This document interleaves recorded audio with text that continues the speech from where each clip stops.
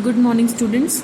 Last हमने किया था limitation of first law of thermodynamics. First law of thermodynamics की लिमिटेशन हमने पढ़ी थी। क्या लिमिटेशन होती है कि फर्स्ट लॉ जो होता है वो हमें किसी भी प्रोसेस की स्पॉन्टेनिटी या फिजिबिलिटी के बारे में कोई आइडिया नहीं देता कि कोई प्रोसेस स्पॉन्टेनियस है या नहीं है। स्पॉन्टेनियस मतलब प्रोसेस पॉसिबल है, उसका किसी भी प्रोसेस का पॉसिबिलिटी होने की है या नहीं है उसके बारे में हमें कोई आइडिया नहीं मिलता कि क्या कंडीशन होनी चाहिए किसी भी प्रोसेस के होने के लिए।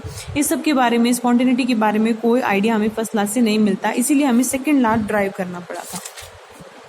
तो सबसे पहले हम पढ़ते हैं स्पॉन्टेनियस प्रोसेस, जो हम बार बार बोल रहे हैं वो क्या होते हैं। ठीक है, a process in which under some given condition the process takes place by itself. अगर कोई प्रोसेस अपने आप ही हो जाता है तो वो स्पॉन्टेनियस प्रोसेस कहलाता है। It is called spontaneous process. For example, evaporation of water in open vessel. अगर आप ओपन वेसल में, ठीक है, एक वेसल लो, उसको ओपन करके रखो, उसमें पानी डाल दो, आप उसको बाहर धूप में रख दो, तो थोड़ी देर बाद वो पानी अपने आप ही क्या हो जाता है, इवेपोरेट होना स्टार्ट हो जाता है। तो आपने कुछ नहीं किया, आपने उसको हीट नहीं किया, ठीक है, लेकिन फिर भी क्या हो गया, इवेपोरेशन हो गया, बिना आपके कोई एक्सटर्नल हेल्प के भी प्रोसेस हो गया। इसका मतलब प्रोसेस कैसा है, spontaneous.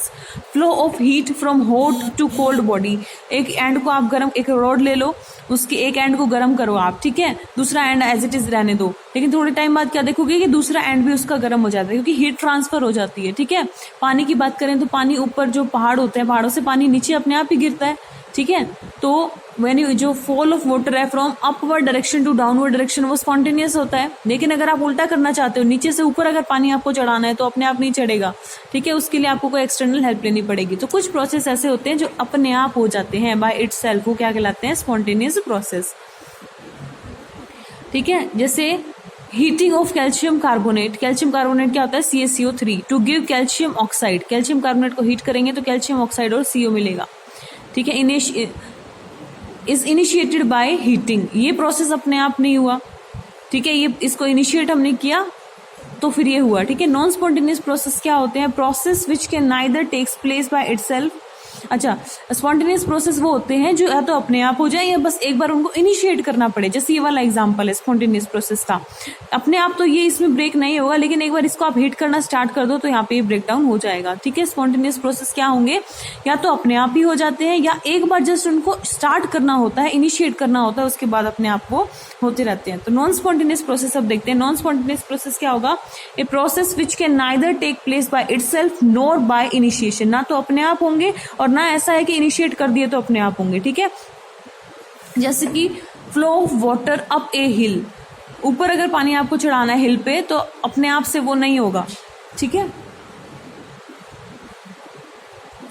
Flow of heat from hot to cold body. Cold से हॉट बॉडी की तरफ हीट ट्रांसफर नहीं होती, हॉट टू कोल्ड अपने आप हो जाती है, कोल्ड से हॉट बॉडी की तरफ हीट ट्रांसफर नहीं होगी, नॉन स्पॉन्टेनियस होगा। इस तरह से बहुत सारे एग्जांपल हैं। Diffusion of gas from low pressure to high pressure. Gas का फ्लो कहाँ से कहाँ होता है, हाई टू लो तो अपने आप हो जाएगा, वो स्पॉन्टेनियस है। लेकिन उल्टा अगर हम चाहें कि लो प्रेशर से हाई प्रेशर में चले जाए तो वो नहीं होगा, यानी वो नॉन स्पॉन्टेनियस हो गया। Dissolution of sand in water. ठीक है, इस तरीके से। नाउ एक छोटी सी टर्म है हमारे पास, ड्राइविंग फोर्स। ड्राइविंग फोर्स क्या होती है, कोई भी वो रीजन जो किसी भी प्रोसेस के होने के लिए रिस्पॉन्सिबल होता है, ठीक है, वो क्या कहलाता है, ड्राइविंग फोर्स कहलाता है। ठीक है, कोई भी प्रोसेस होता है तो कोई उसका रीजन रहता है। जैसे आप लोग स्टडी कर रहे हो, स्टडी क्यों कर रहे हो, कि आपने पढ़ लिख के कुछ बनना है, तो आपकी जो स्टडी करने के लिए ड्राइविंग फोर्स है वो क्या है, कि आप बनना चाहते हो कुछ, तो वो एक जो फैक्टर है वो आपके लिए एक ड्राइविंग फोर्स की तरह काम कर रहा है, वो आपको अपने गोल की तरफ लेके जाएगा। ठीक है, तो इस तरह से जो कोई प्रोसेस होता है उनकी ड्राइविंग फोर्स क्या होती है, द फोर्स क्या होती है, सबसे पहले तो driving force, the force which is responsible for spontaneity of a process is called driving force. कि वो फोर्स या वो फैक्टर जो रिस्पॉन्सिबल होता है किसी भी प्रोसेस के स्पॉन्टेनियस होने के लिए, वो क्या कहलाता है, ड्राइविंग फोर्स। यानी कोई भी प्रोसेस होता है तो किसी कंडीशन को अचीव करने के लिए होता है, वो कंडीशंस क्या कहलाएंगी, ड्राइविंग फोर्स। फॉर एग्जाम्पल, यहाँ पे हम नेचर देखिए, नेचर ऑफ ड्राइविंग फोर्स। यहाँ पे दो ड्राइविंग फोर्स होंगी, एक तो होगा हमारा एनर्जी और एक होगा हमारा एंट्रोपी। सबसे पहले एनर्जी को देखते हैं।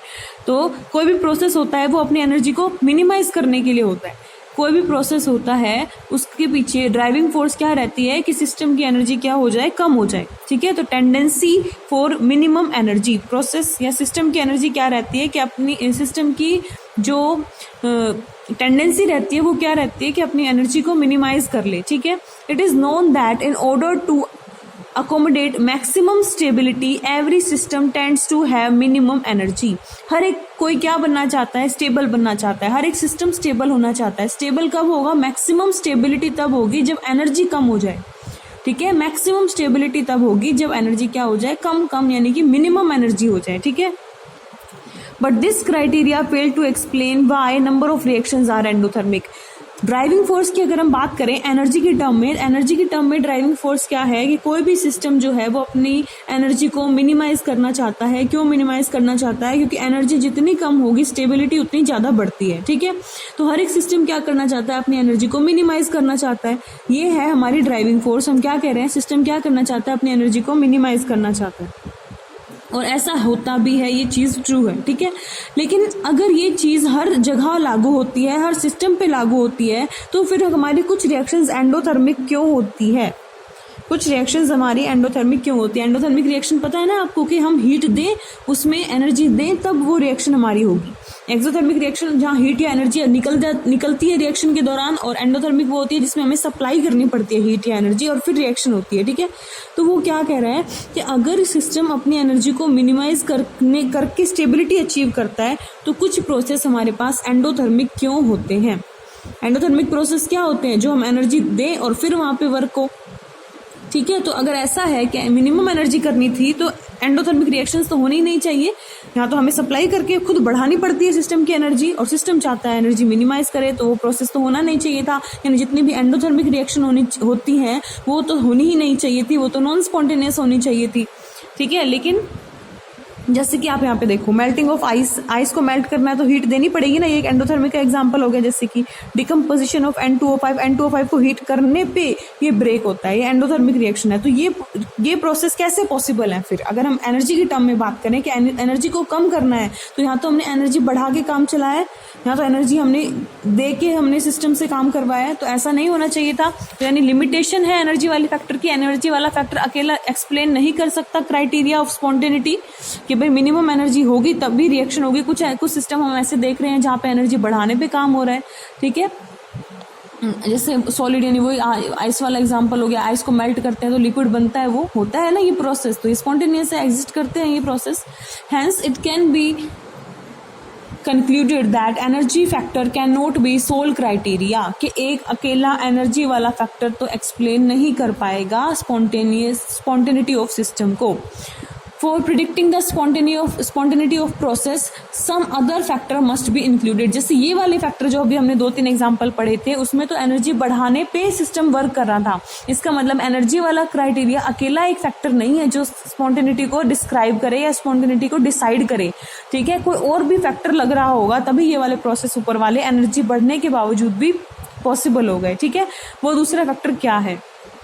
Some other factor must be involved. This factor is a tendency to maximize its randomness. वो जो दूसरा फैक्टर है वो क्या है कि हर एक सिस्टम ये तो चाहता है कि उसकी एनर्जी मिनिमाइज हो जाए, साथ में वो ये भी चाहता है कि उसकी जो रैंडमनेस है वो क्या हो जाए, सिस्टम की बढ़ जाए. कोई भी प्रोसेस हो तो उससे क्या होना चाहिए, randomness of the system should increase. System की रैंडमनेस बढ़नी चाहिए.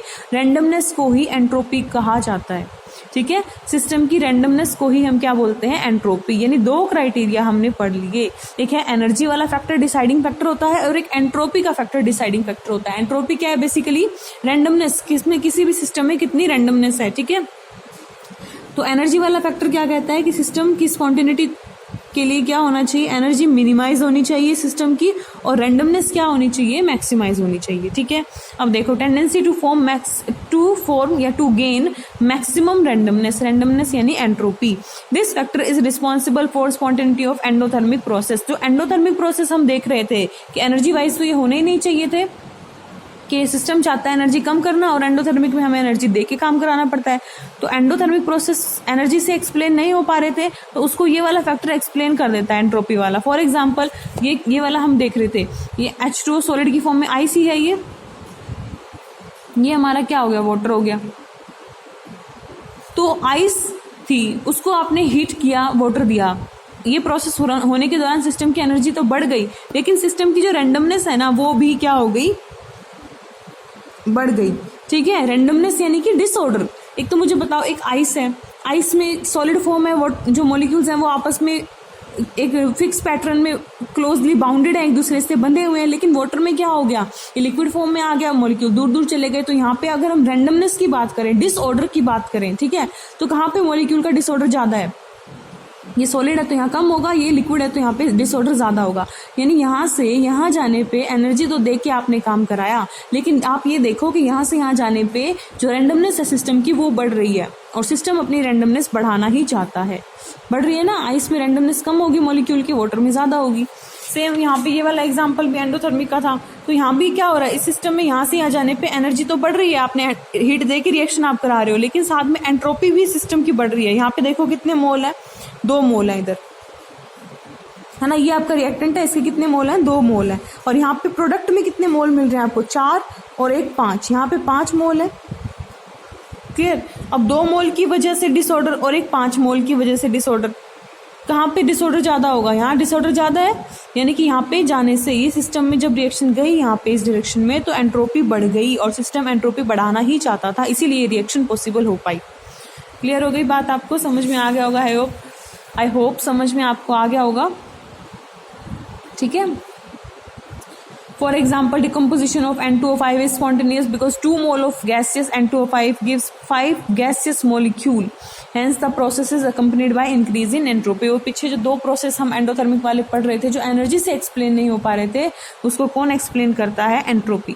नेक्स्ट है limitation of criteria of maximum randomness. इसकी भी लिमिटेशन है, यानी कि अकेला रैंडमनेस वाला फैक्टर भी डिसाइड नहीं कर सकता कि प्रोसेस आपका होगा या नहीं होगा। It is important to mention here that just as energy factor cannot be sole criteria for determining the spontaneity of a process, similarly randomness factor also cannot be sole criteria for spontaneity of process.